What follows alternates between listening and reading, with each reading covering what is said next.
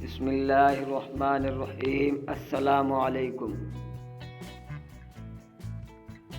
بہت ہی پرانے زمانے کی بات ہے، کسی جگہ ایک سوداگر رہتا تھا۔ اس کے 2 بیٹے تھے۔ ایک شام کو اس نے اپنے بیٹوں سے کہا، بچوں تم رات کو جو بھی خواب دیکھو کل صبح مجھے سنا دینا، مگر جو بھی اپنا خواب چھپائے گا میں اسے سخت سزا دوں گا۔ دوسرے دن صبح بڑا بیٹا باپ کے پاس آیا اور اس نے اپنا خواب بیان کیا۔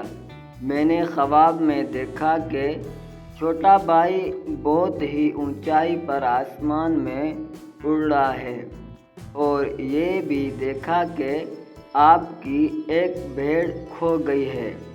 سوداگر نے چھوٹے بیٹے سے پوچھا کہ آپ نے کیا خواب میں دیکھا؟ تو چھوٹے بیٹے نے اپنا خواب سنانے سے صاف انکار کر دیا۔ باپ نے لاکھ چاہا مگر وہ راضی نہ ہوا، بار بار یہی کہہ جاتا تھا کہ نہیں بتاؤں گا، بالکل بھی نہیں بتاؤں گا۔ سوداگر نے اپنے ملازموں کو حکم دیا کہ اسے دور لے جا کر ویرانے جنگل میں ایک درخت کے تنے سے باندھ دو۔ ملازموں نے سوداگر کے حکم کے مطابق چھوٹے بیٹے کو دور ویرانے جنگل میں لے جا کر ایک درخت کے تنے سے باندھ دیا۔ سورج کی تپش، بھوک پیاس اور پھر رسیوں کی تکلیف سے اس کا برا حال ہونے لگا۔ اتفاق سے اس ویران جگہ سے ایک نوجوان شہزادے کا گزرا ہوا۔ شہزادے نے سوداگر کے بیٹے کو اس حال میں دیکھا تو اسے رحم آ گیا۔ رسیاں کاٹ کر اسے آزاد کیا، پانی پلایا اور اسے اپنے ساتھ محل لے گیا۔ محل میں شہزادے نے اس سے پوچھا کہ ویران جنگل میں تمہیں کس نے باندھا تھا؟ میرے والد مجھ سے خفا ہو گئے تھے، اس نے جواب دیا۔ تمہارا کیا قصور تھا؟ شہزادے نے پھر پوچھا۔ میں نے اپنا خواب سنانے سے انکار کر دیا تھا، بس وہ خفا ہو گئے۔ تمہارے والد عجیب آدمی ہے، ذرا سی بات پر اتنی سخت سزا دی۔ آخر تمہیں خواب میں کیا دکھائی دیا تھا؟ شہزادے نے سوال کیا۔ یہ تو میں آپ کو بھی نہیں بتاؤں گا، سوداگر کے بیٹے نے جواب دیا۔ کیسے نہیں بتاؤ گے؟ میں تمہیں موت کے منہ میں چھڑا کر لایا ہوں اور تم میرے ساتھ اس طرح پیش آ رہے ہو۔ فوراً اپنا خواب بیان کرو ورنہ تمہارے ساتھ بہت برا ہوگا۔ شہزادے کو ایک دم غصہ آ گیا۔ اپنے والد کو نہیں بتایا تو آپ کو بھی نہیں بتاؤں گا۔ چھوٹا بیٹا اڑا رہا، چنانچہ شہزادے نے اسے کال کوٹری میں بند کر دینے کا حکم دیا۔ 1 سال کا عرصہ گزر گیا۔ شہزادے نے شادی کرنے کا فیصلہ کیا اور دوسری ریاست کی شہزادی سے شادی کرنے کے لیے چل پڑا۔ شہزادے کی ایک چھوٹی بہن بھی تھی۔ ایک دن وہ گھومتے گھومتے کال کوٹری کے پاس پہنچی۔ سوداگر کے چھوٹے بیٹے نے اسے کال کوٹری کے ایک سوراخ سے اسے دیکھ لیا اور چیخ کر کہا، شہزادی مجھ پر رحم فرمائیں، مجھے آزاد کر دیجیے، ہو سکتا ہے کہ میں آپ کے کام آؤں۔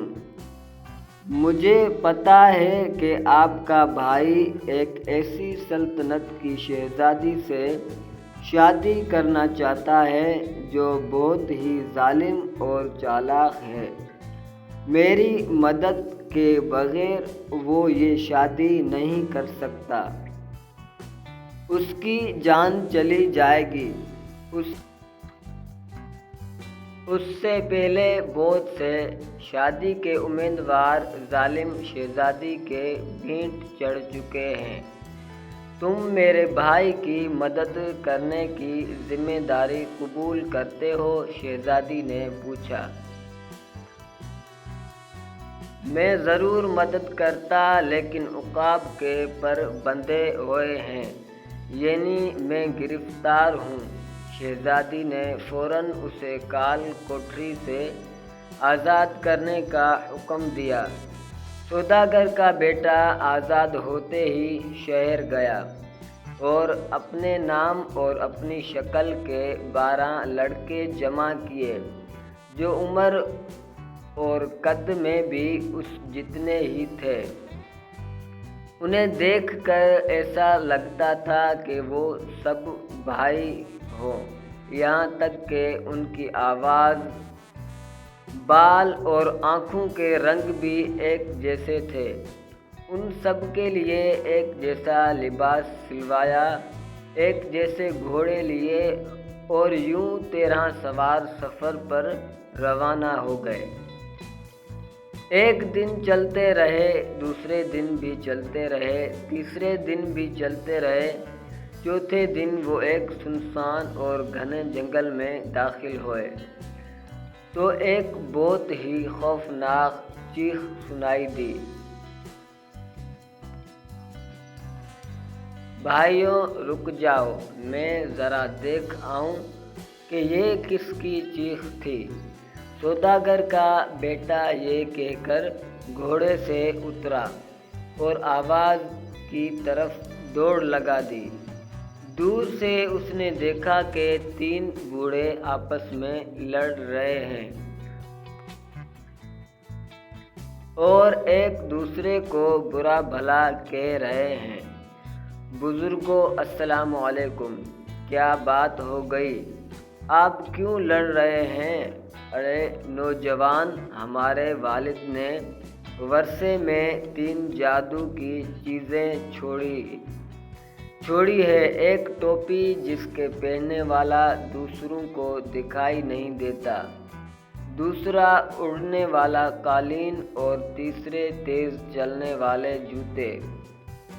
ہم 70 سال سے آپس میں لڑ رہے ہیں کہ کون کیا چیز لے گا، اور آج تک فیصلہ نہیں کر پائے۔ ان میں سے ایک بوڑھے نے سوداگر کے بیٹے کو تفصیل سے بتایا۔ آپ لوگ اجازت دیں تو میں یہ تینوں چیزیں آپ تینوں میں تقسیم کروں۔ ضرور، ہم پر یہ مہربانی کر دو۔ تینوں ایک ساتھ بولے۔ سوداگر کے بیٹے نے اپنی کمان سنبھالی، اس میں تیر لگایا اور ایک طرف کو چھوڑ دیا، پھر دوسرا تیر لگایا، دوسرے طرف چھوڑ دیا اور تیسرا تیر تیسرے طرف۔ اس کے بعد ایک بوڑھے کو دائیں طرف، دوسرے کو بائیں طرف اور تیسرے کو سامنے جانے کو کہا۔ جو بھی پہلے تیر لے کر آئے گا اسے جادو کی ٹوپی، دوسرے نمبر پر جو آئے گا اسے اڑنے والا قالین، اور تیسرے نمبر پر آنے والے کو تیز چلنے والے جوتے ملیں گے۔ سوداگر کے بیٹے نے فیصلہ کر دیا۔ تینوں بوڑھے تیروں کی تلاش میں دوڑنے لگے۔ سوداگر کے بیٹے نے تمام جادو کی چیزیں جمع کی اور اپنے ہم شکلوں کے پاس پہنچا۔ اس نے ان سے کہا، اپنے اپنے گھوڑوں کو آزاد کر دو اور میرے ساتھ اڑنے والے قالین پر بیٹھ جاؤ۔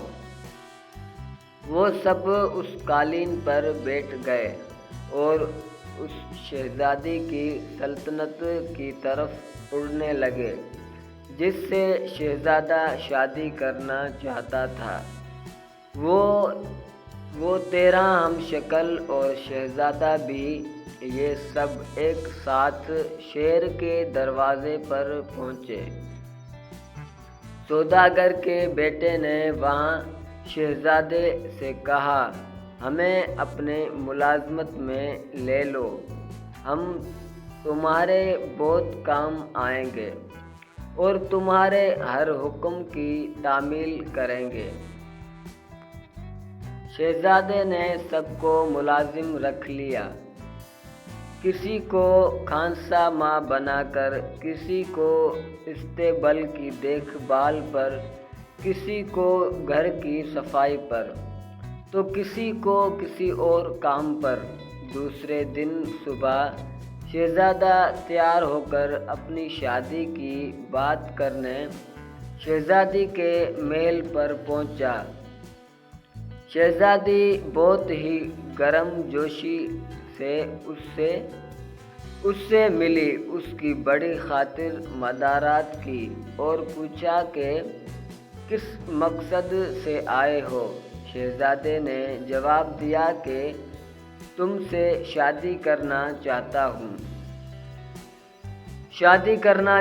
ہوں۔ تو شہزادی نے کہا، ویسے تو میں تیار ہوں، لیکن میرے 3 مسئلے تمہیں حل کرنے ہوں گے، اور اگر ایک مسئلہ بھی حل نہ کر پائے تو تمہارا سر تن سے جدا کروا دوں گی۔ تم تینوں مسئلے بتاؤ۔ شہزادے نے بے پرواہی سے کہا، میرے پاس کل کچھ ہوگا، کیا ہوگا یہ نہیں بتاؤں گی۔ جو کچھ بھی کل میرے پاس ہوگا تم اس کا جوڑ لے کر آؤ۔ یہ پہلا مسئلہ تھا۔ شہزادہ مایوس اور پریشان واپس آیا۔ سوداگر کے بیٹے نے پوچھا، کیوں مایوس ہو شہزادے نے سب کچھ بیان کر دیا۔ سوداگر کے بیٹے نے کہا، تم پریشان نہ ہو، سب کچھ ٹھیک ہو جائے گا۔ صبح کے ارادے شام کے ارادوں سے بہتر ہوتے ہیں۔ ابھی تو اور بڑی مصیبتیں آئیں گی۔ شہزادہ آرام کرنے کے لیے چلا گیا۔ سوداگر کے بیٹے نے جادو کی ٹوپی سر پہ رکھی، تیز چلنے والے جوتے پہنے اور شہزادی کے خواب گاہ میں داخل ہو گیا۔ اب وہ سب کو دیکھ سکتا تھا مگر اسے کوئی نہیں دیکھ سکتا۔ اس وقت شہزادی اپنی سب سے وفادار ملازمہ سے کہہ رہی تھی، یہ لو قیمتی چمڑا، میرے موچی کے پاس جاؤ اور کہو کہ میرے لیے بہت ہی خوبصورت ایک جوتوں کا جوڑا بنائے۔ ملازمہ اسی وقت دوڑ کر شہزادی کے موچی کے پاس گئی اور چمڑا دے کر شہزادی کا حکم سنا دیا۔ موچی سب کام چھوڑ کر فوراً شہزادی کے لیے جوتے بنانے لگا۔ اس نے جوتے بنا کر کھڑکی پر رکھے۔ سوداگر کے بیٹے نے جوتوں کی جوڑی اٹھا کر اپنی جیب میں رکھ لی۔ شاہی موچی جوتے ڈھونڈنے لگا۔ ذرا سی دیر میں نظروں کے سامنے چیز غائب تھی۔ لاکھ ڈھونڈا مگر نہیں ملا۔ ناچار اس نے دوسری جوڑی بنائی اور شہزادی کے محل کی طرف دوڑا۔ شہزادی کو موچی پر بہت ہی غصہ آ رہا تھا کہ اس نے اتنی دیر لگا دی۔ موچی کو دیکھ کر اسے اطمینان ہوا۔ اس نے جوتے لیے اور اپنے سینے پرونے کا سامان نکالا اور جوتے پر سونے چاندی کے تاڑوں سے کڑھائی کی اور ہیرے موتی ٹانگے۔ سوداگر کے بیٹے نے بھی دوسرا جوتا نکالا اور جیسا جیسا شہزادی کرتی جاتی تھی بالکل ویسا ہی اس نے کیا۔ جوتوں کا جوڑا تیار ہو گیا۔ کام ختم کر کے شہزادی مسکرائی اور بولی، دیکھوں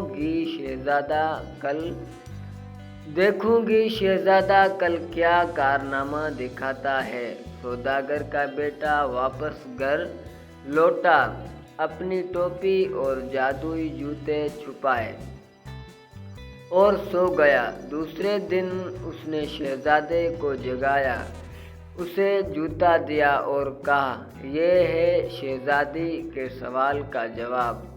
شہزادہ نہا دھو کر اچھے کپڑے پہن کر شہزادی کے پاس پہنچا۔ محل میں پہلے سے مہمان جمع تھے اور شہزادے کے آنے کا انتظار کر رہے تھے۔ جیسے ہی شہزادہ پہنچا، موسیقی بجنے لگی۔ تمام لوگ اپنی اپنی جگہ سے اٹھ کھڑے ہوئے۔ شہزادی نے ایک جوتا نکالا جو قیمتی ہیرے جواہرات سے جگمگ رہا تھا۔ اس نے جوتا پاؤں میں پہنا اور مسکرا کر شہزادے سے بولی، کیا خیال ہے آپ کا؟ بہت ہی خوبصورت جوتا ہے، لیکن جوڑی نہیں ہے، صرف ایک ہی ہے۔ شہزادے نے کہا، بالکل ٹھیک فرماتی ہیں، بالکل اچھا جوتا ہے، لیکن جوڑی نہ ہونے کی وجہ سے بیکار ہے۔ لگتا ہے کہ مجھے آپ کو یہ جوڑا تحفے میں دینا پڑے گا۔ یہ کہہ کر ویسا ہی دوسرا جوتا نکالا اور شہزادی کو پیش کیا۔ تمام مہمانوں نے گرم جوشی سے تالیاں بجائیں اور کہا، بہت خوب، شہزادہ اس قابل ہے کہ شہزادی کے ساتھ شادی کر سکے۔ ابھی زیادہ خوش نہ ہو شہزادہ، میرے ایک اور مسئلے کا حل تلاش کرے تب دیکھا جائے گا، شہزادی نے کہا۔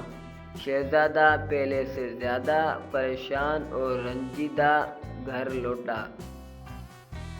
سوداگر کے بیٹے نے مسئلہ پوچھا اور شہزادے سے کہا، آرام سے سو جاؤ، صبح کے ارادے شام کے ارادوں سے بہتر ہوتے ہیں۔ شہزادہ آرام کرنے چلا گیا۔ سوداگر کے بیٹے نے جادوئی ٹوپی اوڑھی، جادوئی جوتے پہنے اور شہزادی کی خواب گاہ میں پہنچ گیا۔ شہزادی نے اپنی وفادار ملازمہ کو بلایا اور کہا، شاہی مرغی خانے میں جا کر ایک مادہ بطخ لے آؤ۔ سوداگر کا بیٹا بھی ملازمہ کے پیچھے پیچھے مرغی خانے میں گیا۔ ملازمہ نے ایک مادہ بطخ کو پکڑا اور چل پڑی۔ سوداگر کے بیٹے نے ویسا ہی ایک نر لیا اور وہ بھی اس کے ساتھ واپس ہوا۔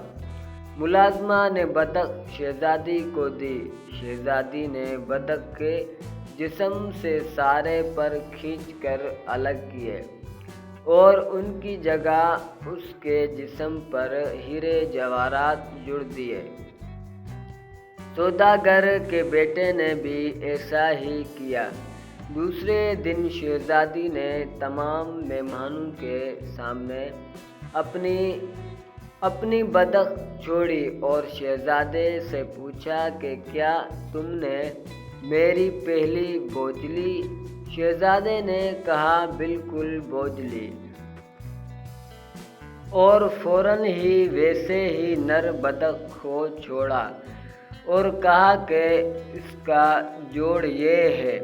تمام مہمان خوشی اور حیرت سے چیخ پڑے، ابھی خوشی کا موقع دور ہے، ابھی شہزادہ میری تیسری پہلی بوجھے گا۔ شہزادی نے کہا۔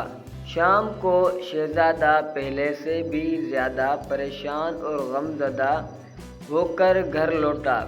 سوداگر کے بیٹے نے کہا، شہزادے پریشان نہ ہو جاؤ، آرام سے سو جاؤ، صبح کے فیصلے شام کے فیصلوں سے بہتر ہوتے ہیں۔ شہزادہ آرام کرنے چلا گیا۔ سوداگر کے بیٹے نے جادوئی ٹوپی اور جوتے پہنے اور فوراً شہزادی کی خواب گاہ میں پہنچ گیا۔ شہزادی نیلے سمندر پر جانے کی تیاری کر رہی تھی، ساتھ ہی ساتھ سوداگر کا بیٹا بھی تھا۔ وہ بگھی میں بیٹھی اور گھوڑوں کو سرپٹ دوڑانے لگی۔ سوداگر کا بیٹا تیز چلنے والے جوتوں کی مدد سے شہزادی کے ساتھ ساتھ جا رہا تھا۔ شہزادی نے نیلے سمندر سے ساحل پر پہنچ کر سمندر دادا کو چیخ چیخ کر پکارا۔ سمندر میں بھونچال سا آ گیا اور تیز لہروں میں بوڑھا سمندر دادا ابھرا۔ اس کی داڑھی سنہری اور سر کے بال روپیلے تھے۔ وہ پانی میں سے نکل کر ساحل پر آیا۔ میری پیاری پوتی، ایک عرصے بعد تمہیں دیکھ رہا ہوں، میرے تمام بال الجھ گئے ہیں، ذرا کنگھی تو کر دو۔ یہ کہہ کر سمندر دادا زمین پر اس کی گود میں سر رکھ کر لیٹ گیا۔ شہزادی اس کے سر میں کنگھی کرنے لگی۔ جب وہ گہری نیند سو گیا تو شہزادی نے اس کے سر سے 3 روپیلے بال نکال لیے۔ سوداگر کے بیٹے نے بھی بوڑھے سمندر دادا کی ایک بڑی سی لٹ اکھاڑ لی۔ دادا تکلیف سے چیخ پڑا اور شہزادی پر ناراض ہونے لگا۔ شہزادی نے اس سے معافی مانگی اور کہا، بہت عرصے بعد کنگھی کر رہی ہوں، اس لیے تکلیف ہو رہی ہے۔ بوڑھا دوبارہ سو گیا تو شہزادی نے اس کی داڑھی میں سے آہستہ سے 3 سنہری بال نکال لیے۔ سوداگر کے بیٹے نے بوڑھے میاں کی داڑھی ہی اکھاڑ لی۔ بوڑھے دادا تکلیف سے چیخ اٹھے اور سمندر میں چھلانگ لگا دی۔ تو شہزادی نے کہا، اب دیکھوں گی کہ شہزادہ ایسے بال کہاں سے لائے گا، اور محل کی طرف چل پڑی۔ دوسرے دن محل میں تمام مہمان جمع تھے۔ شہزادہ بھی وقت پر پہنچ گیا۔ شہزادی نے شہزادے کو 3 سنہری اور 3 روپیلے بال دکھائے اور کہا، کیا تم نے کبھی ایسے بالوں والی حسینہ دیکھی ہے؟ شہزادے نے جواب دیا کہ یہ کون سی خاص بات ہے؟ یہ کہہ کر ایک بڑی سی لٹ سنہرے بالوں کی اور 1 روپیلے بالوں کی شہزادی کو دی اور کہا، یہ تحفہ میری طرف سے۔ شہزادی کو ایک دم غصہ آ گیا اور وہ اپنے خواب گاہ میں چلی گئی۔ اس نے اپنی جادو کی کتاب نکالی اور اس میں دیکھنے لگی کہ تمام پہیلیاں شہزادے نے خود نے بوجھی ہیں یا کسی نے اس کی مدد کی ہے۔ کتاب میں اس نے دیکھا کہ تمام پہیلیاں بوجھنے میں شہزادے کے ملازم سوداگر کے بیٹے نے مدد کی ہے۔ وہ واپس حال میں آئی اور کہنے لگی، اپنے سب سے قریبی ملازم کو میرے پاس بھیجو۔ میرے قریبی ملازم تو 13 ہیں، شہزادے نے کہا۔ اس کو بھیجو جو سوداگر کا بیٹا ہے، شہزادی نے کہا۔ وہ سب کے سب سوداگروں کے بیٹے ہیں، شہزادے نے کہا۔ اچھا، اگر ایسا ہے تو سب کو یہاں بلواؤ، میں تمہاری مدد کے بغیر اصل کو پکڑ لوں گی، شہزادی نے حکم دیا۔ چنانچہ شہزادے کے 13 کے 13 ہم شکل، ہم عمر، ہم قد اور ہم آواز ملازم محل میں آ گئے۔ تم میں سے کون بڑا ہے؟ شہزادی نے ان سے پوچھا۔ میں بڑا ہوں، میں بڑا ہوں، سارے ملازم کہنے لگے۔ شہزادی نے محسوس کیا کہ اس مسئلے کا حل اتنا آسان نہیں ہے۔ اس نے حکم دیا کہ ان سب کے لیے شربت لاؤ۔ 12 عام گلاسوں میں شربت لایا گیا، مگر 13واں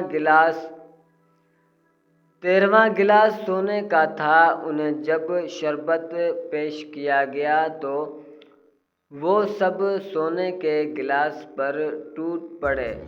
سب نے کہا، میں اس گلاس میں پیوں گا۔ چنانچہ ان میں سے کوئی بھی شربت پی نہ سکا اور سارا شربت گر گیا۔ شہزادی نے سوچا کہ اس طرح تو وہ اصل ملازم کا پتہ کبھی نہ لگا سکے گی۔ اس نے حکم دیا کہ تمام ملازموں کو خوب اچھی طرح کھانا کھلایا جائے اور محل میں ان کے سونے کا انتظام کیا جائے۔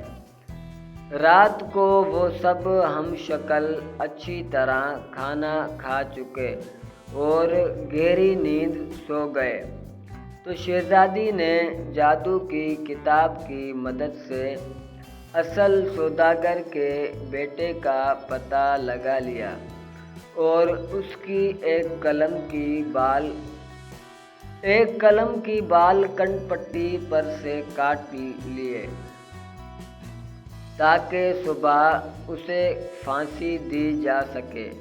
صبح سویرے جب سوداگر کا بیٹا اٹھا اور آئینے میں اپنی شکل دیکھی تو اس کی ایک قلم کٹی ہوئی تھی۔ اس نے تمام اپنے ہم شکلوں کو جگایا اور کہا کہ جلدی سے اپنی وہی قلم کاٹ لیں جو میری کٹی ہوئی ہے۔ تھوڑی ہی دیر بعد شہزادی کمرے میں آئی اور دیکھا کہ سب کی قلمیں صاف ہیں۔ وہ مایوس ہو گئی اور جادو کی کتاب کو آگ میں پھینک دیا۔ اب اس کے پاس سوائے اس کے کہ شہزادے سے شادی کر لے اور کوئی راستہ نہ تھا۔ شادی خوب دھوم دھام سے ہوئی۔ 3 دن تک تمام سلطنت میں شادی کی خوشیاں منائی گئی۔ دعوتیں ختم ہوئی تو شہزادے نے اپنی دلہن کے ساتھ اپنے ملک واپس جانے کا ارادہ کیا۔ اس نے اپنے ملازموں کو پہلے روانہ کر دیا۔ 13 ہم شکل شہر کے باہر آتے ہی قالین پر بیٹھے اور اڑنے لگے۔ جنگل میں وہ اسی جگہ پہنچے جہاں وہ اپنے گھوڑوں کو چھوڑ کر آئے تھے۔ زمین پر اترتے ہی سوداگر کے بیٹے نے اپنے ساتھیوں سے کہا کہ سب اپنے گھوڑے ایک جگہ لے آئیں، میں ابھی آتا ہوں۔ یہ کہہ کر وہ جنگل میں اسی جگہ پہنچا جہاں اسے یہ تینوں جادو کی چیزیں ملی تھیں۔ ابھی وہ وہاں پہنچا ہی تھا کہ ایک طرف سے ایک بوڑھے کو دوڑ کر آتے دیکھا۔ سوداگر کے بیٹے نے اسے اڑنے والا قالین دے دیا۔ دوسری دیر بعد دوسرا بوڑھا دوڑتا ہوا آیا، اسے جادو کی ٹوپی مل گئی اور آخر میں آنے والے کو تیز چلنے والے جوتے دے دیے۔ پھر وہ واپس آیا تو اس کے سب ساتھی گھوڑوں کو تیار کر چکے تھے۔ اس کا بھی گھوڑا تیار تھا، وہ واپس اپنے ملک کی طرف چل پڑے۔ وہ سیدھا شہزادی کی خدمت میں حاضر ہوا اور تمام قصہ سنا دیا۔ شہزادی بہت خوش ہوئی کہ اس کے بھائی نے شادی کر لی ہے۔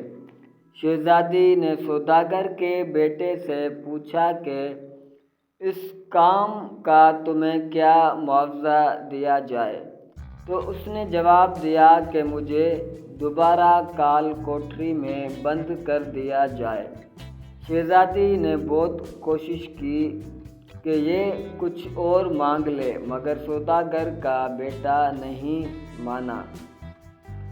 آخر اسے دوبارہ کال کوٹری میں ڈال دیا گیا۔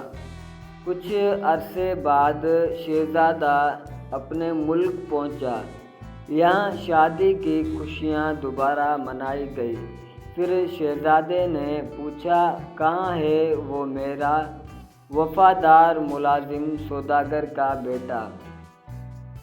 سوداگر کا بیٹا کال کوٹری میں بند ہے، جواب ملا۔ وہ کال کوٹری میں کیوں بند ہے؟ اسے کس نے کال کوٹری میں بند کرنے کا حکم دیا ہے؟ شہزادہ غصے سے گرجا۔